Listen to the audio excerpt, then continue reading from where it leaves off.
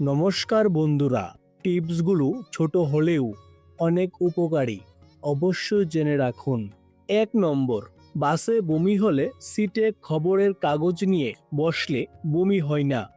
২ নম্বর, চুল পড়লে ১০০ গ্রাম নারিকেল তেলের সাথে ১০ গ্রাম কর্পূর মিশিয়ে গোড়ায় লাগান, দেখবেন চুল পড়া বন্ধ হয়ে যাবে। ৩ নম্বর, নাক থেকে রক্ত পড়ার সঙ্গে সঙ্গে নাকে দেশি ঘি লাগাতে হবে, সাথে সাথে নাক থেকে রক্ত পড়া বন্ধ হয়ে যাবে।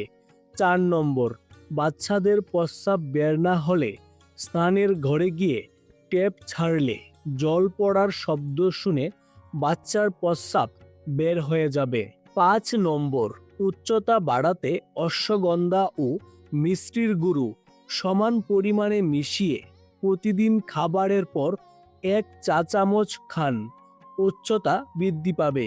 ৬ নম্বর, আপনি যদি দিনে দুবার খান তবে আপনার দুবার টয়লেটে যাওয়া উচিত, তা না হলে প্রতিবন্ধকতা রোগের লক্ষণ। ৭ নম্বর, মাথা ব্যথা হলে যে পাশে ব্যথা হচ্ছে সেই দিকের নাকে ২ থেকে ৩ ফোঁটা সরিষার তেল জুড়ে শুকে নিন, এতে মাথা ব্যথা কমে যাবে। ৮ নম্বর, ঠান্ডা লাগলে ১ চা চামচ সুহাগা ফুল নিয়ে কুসুম গরম জল দিয়ে পান করুন, ১৫ মিনিটের মধ্যে ঠিক হয়ে যাবে। কোন রোগে কি খাবেন?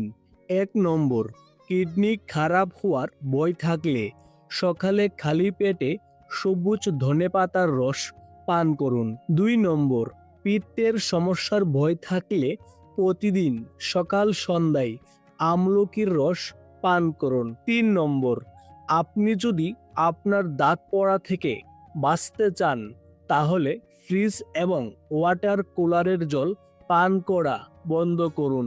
৪ নম্বর, সর্দি কাশির সম্ভাবনা থাকলে হালকা গরম জলে সামান্য হলুদ গুঁড়ো দিয়ে কয়েকদিন নিয়মিত পান করুন। ৫ নম্বর, যাদের মুখ থেকে দুর্গন্ধ বেরোয় তাদের পেটও খারাপ থাকে, তাই দই এই ক্ষেত্রে সবচেয়ে বেশি উপকারী, তাই নিয়মিত দই খেলে মুখের দুর্গন্ধ হয় না। ৬ নম্বর, ডায়াবেটিস প্রতিরোধে মানসিক চাপমুক্ত থাকুন, ব্যায়াম করুন, রাতে তাড়াতাড়ি ঘুমান, চিনি একেবারেই খাবেন না, খেতে চাইলে গুড় খান, তাও ডাক্তারের পরামর্শ নিয়ে। ৭ নম্বর, অ্যাসিডিটি এড়াতে চাইলে দুপুরের খাবারের পরে লস্যি পান করুন। ৮ নম্বর, খাবার খাওয়ার সময় হেঁচকি এলে ১ চামচ চিনি খেলে হেঁচকি কমে যায়। আশা করি বন্ধুরা এই ভিডিওটি থেকে আপনি অনেক কিছু জানতে পেরেছেন। ভিডিওটি ভালো লাগলে অবশ্যই ভিডিওতে লাইক করে চ্যানেলটিকে সাবস্ক্রাইব করে পাশে থাকুন। ধন্যবাদ।